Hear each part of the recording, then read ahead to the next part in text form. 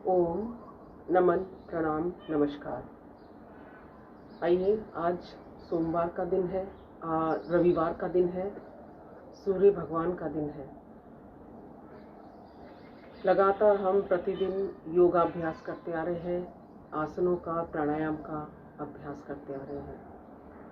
आइए, आज के दिन मन को शांत करते हुए कुछ ध्यान योग का अभ्यास करेंगे।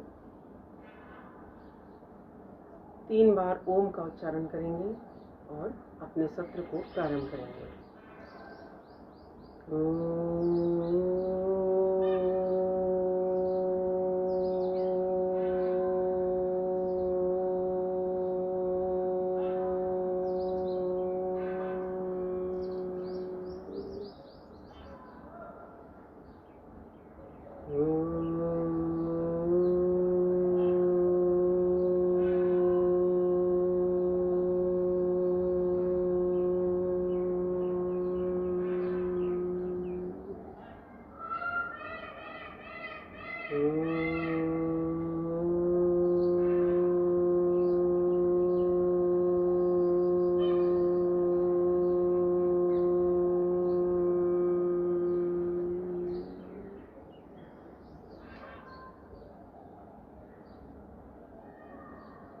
योग जो आज के वातावरण में, आज के परिप्रेक्ष्य में, वर्तमान युग की बहुत ही अहम आवश्यकता बन गया है। हमारे प्राचीन ऋषि मुनियों ने हजारों वर्ष पूर्व इस पर, हमारे शरीर पर, हमारे आसपास के वातावरण पर, उसका हमारे शरीर पर पड़ने वाले प्रभाव पर गहन रिसर्च किया था।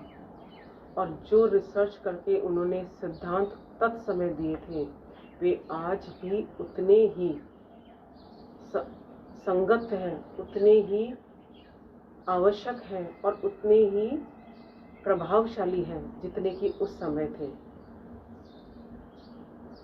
योग कहता है, महर्षि पतंजलि कहते हैं योग को परिभाषित करते हुए, योगश चित्त वृत्ति निरोध है, अर्थात चित्त की वृत्तियों का निरुद्ध हो जाना योग है।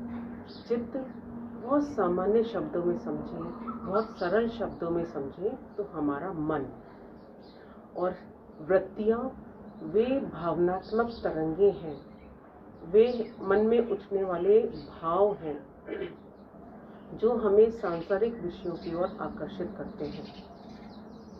मन में लगातार जो वैचारिक तरंगे चलती रहती हैं, जिनकी वजह से हमारा मन सांसारिक मोह माया में पड़ा हुआ रहता है, अटका हुआ रहता है, उलझा हुआ रहता है, उन सबसे मुक्ति पाना योग है।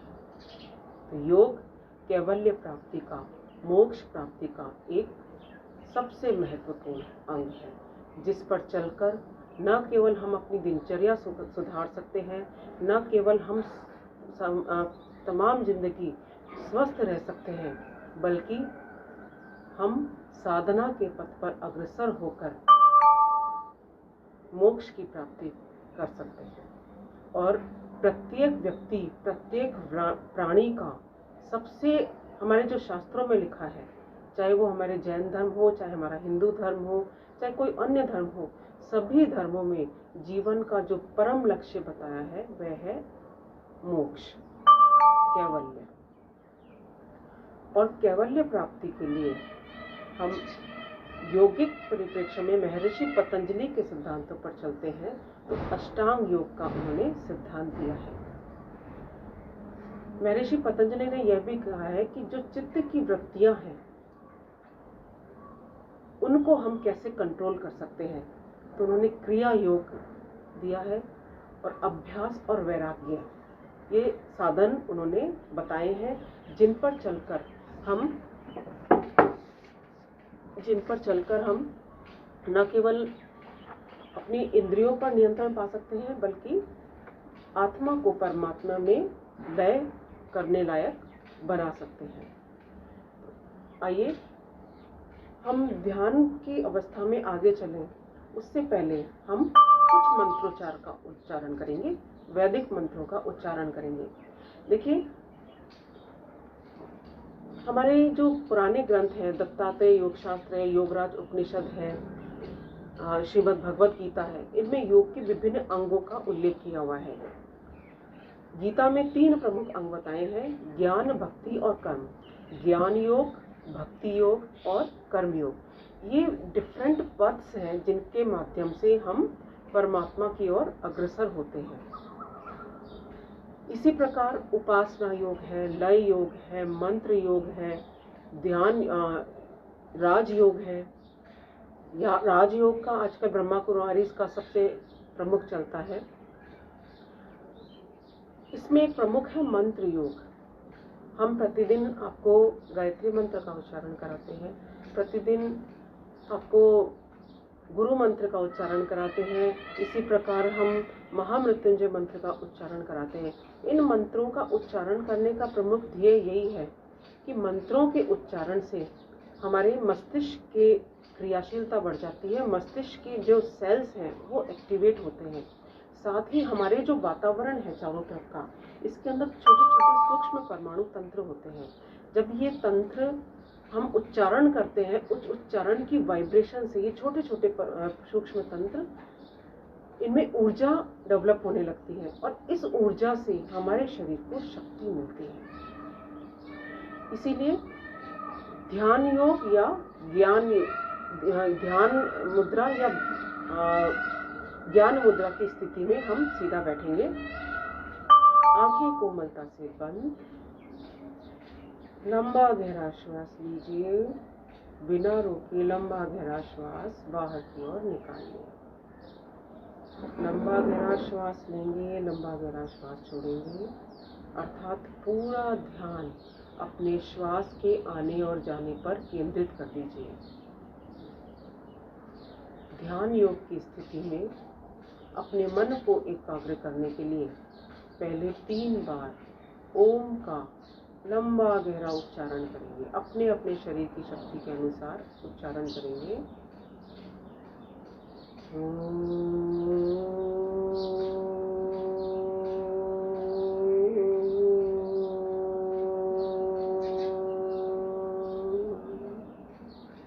आंखें कोमलता से बंद रखते हुए अपने दोनों कानों को एक्टिव रखते हुए आप सुनने का प्रयास करें और अपने भीतर गहरा उतरने का प्रयास करें।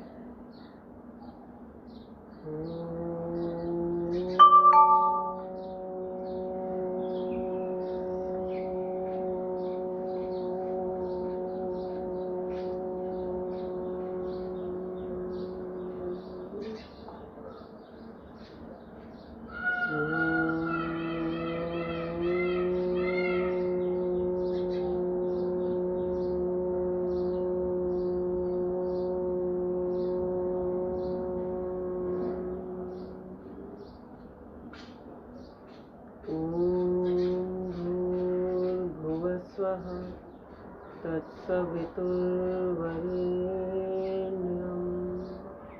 भर्गो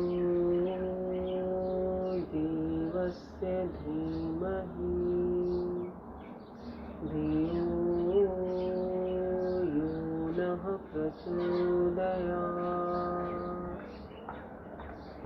ॐ त्र्यम्बकं यजामहे सुगन्धिं पुष्टिवर्धनम् उर्वारुकमिव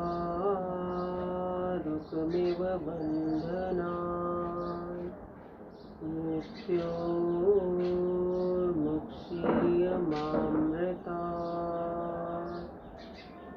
ॐ सहनाववतु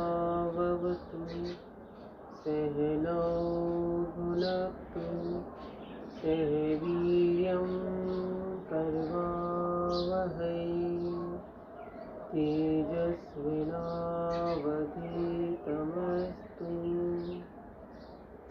मा विद्विषावहै। ॐ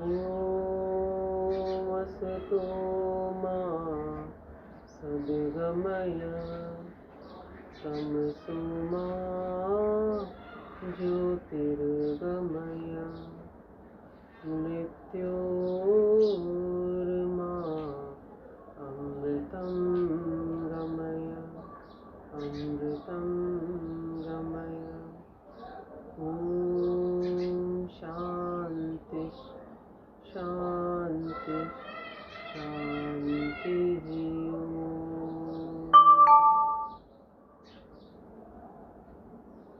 मेरुदंड को बिल्कुल सीधा रखते हुए चेहरे पर प्रसन्नता का भाव रखें। जब तक मैं आपको नहीं निर्देश दूं तब तक अपनी आंखों को कोमलता से बंद रखते हुए अपने कानों से खाली सुनने का प्रयास करें। अपनी श्वासों के साथ भीतर की ओर गहरा उतरने का प्रयास करें। पूरा ध्यान श्वास के आने और जाने पर ध्यान दीजिए। ध्वनि रहित गति से मंद मंद श्वास भीतर की ओर जा रहा है। ध्वनि रहित गति से मंद मंद श्वास बाहर की ओर आ रहा है। कोई तनाव नहीं, कोई विचार नहीं, मन बिल्कुल शांत। श्वासों को भीतर की ओर भरते हुए मन ही मन ओम, श्वासों को बाहर की ओर निकालते हुए मन ही मन ओम। ओमकार का मनन व चिंतन करते रहें।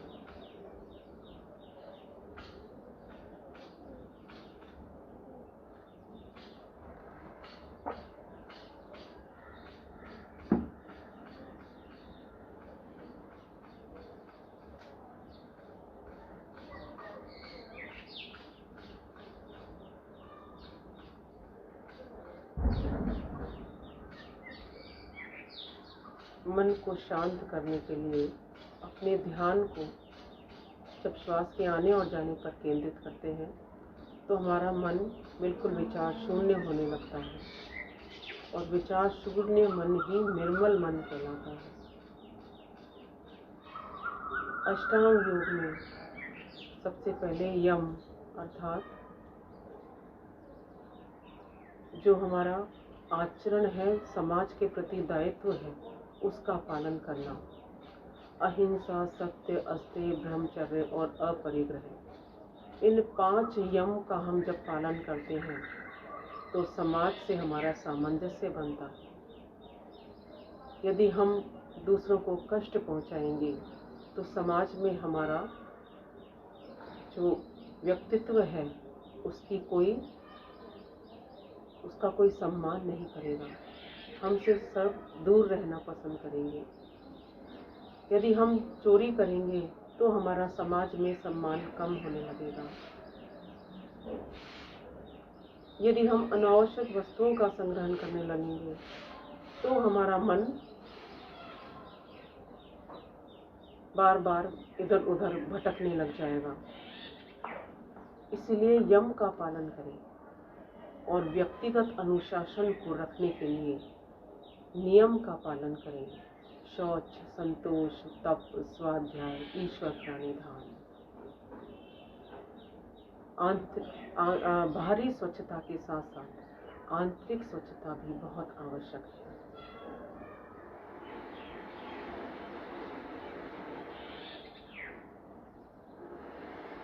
जो मिल जाए उसमें संतोष रखना। ध्यानम निर्विषयम मनः, मन को विचार शून्य कर देना ध्यान कहलाता है। जब तक हम कर्म नहीं करेंगे, जब तक हम कष्ट नहीं सहेंगे, जब तक हम तप नहीं करेंगे, तब तक हम अपने ध्येय को प्राप्त नहीं कर सकते। अच्छे शास्त्रों का अध्ययन कीजिए। देखिए, हमारे अच्छे शास्त्र हैं। आप रामायण का पाठ कीजिए, आप श्रीमद् भगवत गीता का पाठ कीजिए, आप पतंजलि योग सूत्र का पाठ कीजिए, आप गायत्री परिवार की जो भी पुस्तकें हैं उनका अध्ययन कीजिए। जब हम अच्छे शास्त्रों का अध्ययन करते हैं तो हमारे भाव भी उसी प्रकार होने लगते हैं। तीसरा अंग जो अष्टांग योग का है वह है आसन। आसनों का हम अभ्यास प्रतिदिन करते आए हैं आसन का शाब्दिक अर्थ है शारीरिक स्थिति। महर्षि पतंजलि कहते हैं स्थिर सुखम आसनम, शरीर की जिस स्थिति में हम सुखपूर्वक देर तक बैठ सकते हैं वह स्थिति आसन कहलाती है। और प्राणायाम अपने मन को निर्मल करने के लिए अपने श्वासों के साथ लयबद्ध होते हुए श्वासों पर नियंत्रण करना प्राणायाम कहलाता है। प्राणायाम के नियमित अभ्यास से हमारा जो निर्मल मन है उसको किसी एक विषय पर एकाग्र कर लेना प्रत्याहार कहलाता है। और प्रत्याहार के बाद जो हमने अपने मन को अंतर्मुखी करते हुए किसी एक विषय पर अपने ध्यान को लगाया, उसे सूक्ष्म विषय पर लगाते हुए लगातार उस विषय पर ध्यान लगाना धारणा कहलाता है। और धारणा की लगातार स्थिति स्वतः ही ध्यान में परिवर्तित हो जाती है। अर्थात जब किसी सूक्ष्म विषय पर अपने मन को हम एकाग्र कर लेते हैं और उसे लगातार उसी में ही लीन करके रखते हैं, यह ध्यान की अवस्था कहलाती है। और ध्यान के लगातार अभ्यास के बाद समाधि की स्थिति आती है। समाधि समाधनम, अर्थात जहाँ पर व्यक्ति की, समाज की, राष्ट्र की, संपूर्ण विश्व की समस्त समस्याओं का समाधान हो जाता है, वह योग है।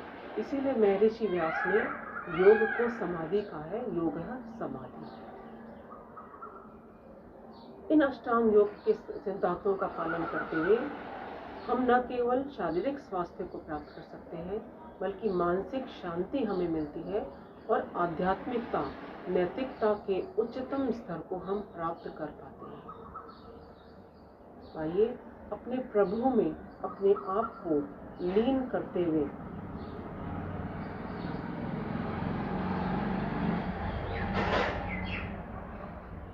मन में ऐसा भाव रखिए कि मैं जो भी कार्य करता हूँ वह सब ईश्वर के प्रसाद स्वरूप है। ईश्वर की प्रेरणा से ही मैं प्रत्येक कार्य को कर रहा हूँ। जब हम ईश्वर के प्रति समर्पित होते हुए कार्य को करते हैं तो हमारा अहंकार टूट जाता है, मैं का भाव स्वतः ही समाप्त होने लगता है। मन में ऐसा भाव कि मैं जो कुछ भी खा रहा हूँ, जो भी भोजन कर रहा हूँ, वह ईश्वर का प्रसाद रूप है।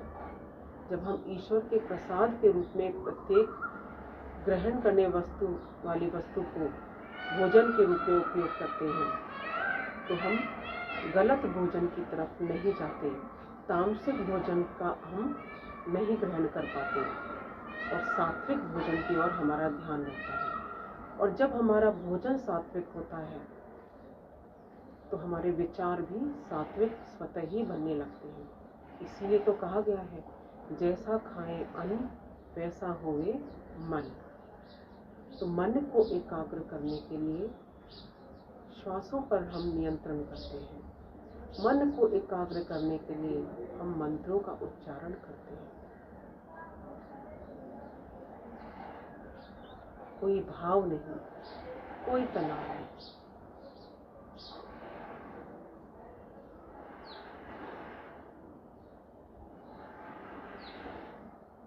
प्रारंभिक अवस्था में हो सकता है कि हमारा मन इधर उधर भटकने लगे, लेकिन ध्यान दो प्रकार का होता है, सगुण ध्यान और निर्गुण ध्यान। सगुण ध्यान कोई ऐसा स्थूल विषय, हम अपने आज्ञा चक्र पर ध्यान लगाते हैं, हम ओम के महसूस करते हुए उस पर ध्यान लगाने का प्रयास करते हैं। हम भगवान की मूर्ति को अपने मन के अंदर स्थापित करते हुए उस पर ध्यान लगा सकते हैं। मन आंखें बंद करके मन में ऐसा भाव रखें कि जैसे मेरे सामने मेरे जो भी इष्ट देव हैं, कोई गणेश की पूजा करते हैं, कोई शिव की पूजा करते हैं, कोई दुर्गा माँ की पूजा करते हैं, कोई गोविंद देव जी की पूजा करते हैं। ईश्वर तो अनेक हैं लेकिन परमात्मा एक ही है। सारे ईश्वर के नाम सब एक ही में समाहित हो जाते हैं। चाहे ब्रह्मा कह लो, चाहे विष्णु कह लो, चाहे महेश कह लो, ये त्रिदेव भी एक ही शक्ति बन जाता है। जब हम सगुण ध्यान से लगातार मन की ओर भीतर उतर जाते हैं तो निर्गुण ध्यान हमारा स्वतः ही लगने लगता है। निर्गुण जो सभी गुणों से परे है। सत्व, रज और तम 3 प्रकार के गुण हैं। सतगुण, रजगुण और तमोगुण।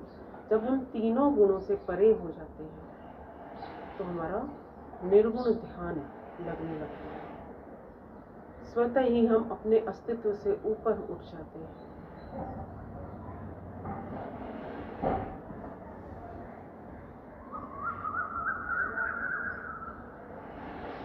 मन बिल्कुल शांत, कोई विचार नहीं, कोई तनाव नहीं।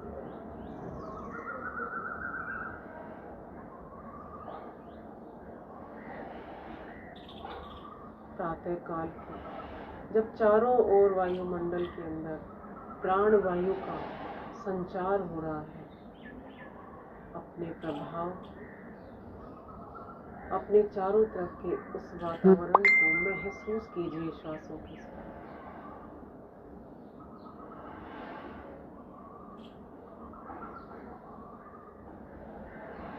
मन में ऐसा भाव कि मैं तो उस परम पिता परमेश्वर का पुत्र हूँ। जब उस परमात्मा ने मुझे बनाया तो मेरे भीतर अहंकार के साथ मैं तो उस परमात्मा का पुत्र हूँ, मैं तो उस परमात्मा की पुत्री हूँ।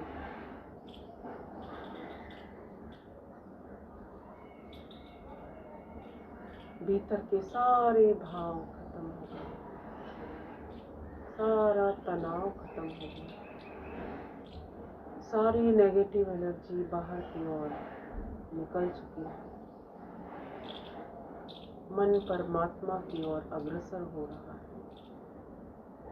हे इष्ट देव, हे मेरे परमात्मा, जिन उद्देश्यों की पूर्ति के लिए मेरा इस संसार में जन्म हुआ है, आपकी प्रेरणा से मैं उन सब को पूरा कर सकूं। मैं इस समाज के लिए कार्य कर सकूं, मैं अपने परिवार के लिए कार्य कर सकूं, मैं पूरे संसार के हित के लिए, पूरे संसार के कल्याण के लिए कार्य कर सकूं। ये परमात्मा मुझे इतनी शक्ति देना कि मैं सबके लिए, सबके कल्याण के लिए कार्य कर सकूं।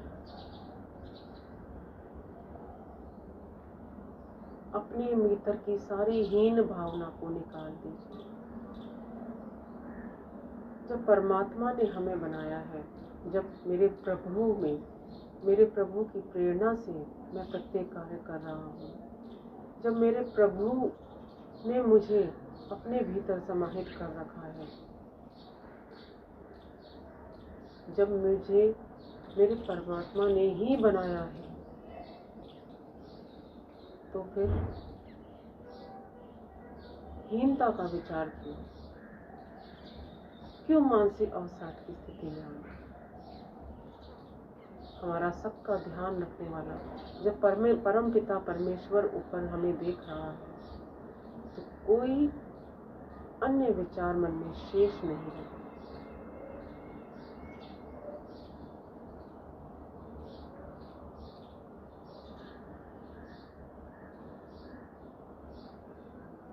सारा अंधकार छट गया है, चारों ओर प्रकाश ही प्रकाश।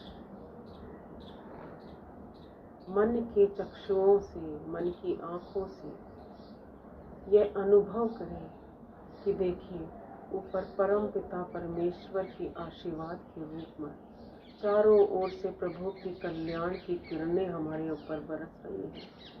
प्रभु का प्रकाश हम पर बरस रहा है। ऊपर से नीचे तक प्रभु की किरणों ने चारों ओर से हमें आवरण हमारे चारों ओर बना लिया है।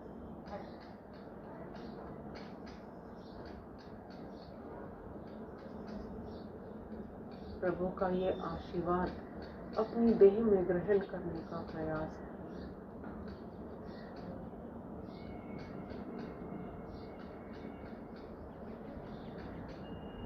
दोनों हथेलियों का घर्षण करें।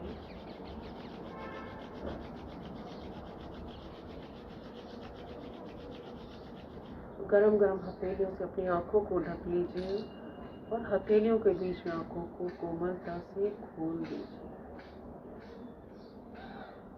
चेहरे को हथेलियों से चेहरे की मसाज करें। एक बार फिर से हथेलियों को गर्म करेंगे। आंखों को ढक लीजिए, खोलिए, रिलैक्स, शांत।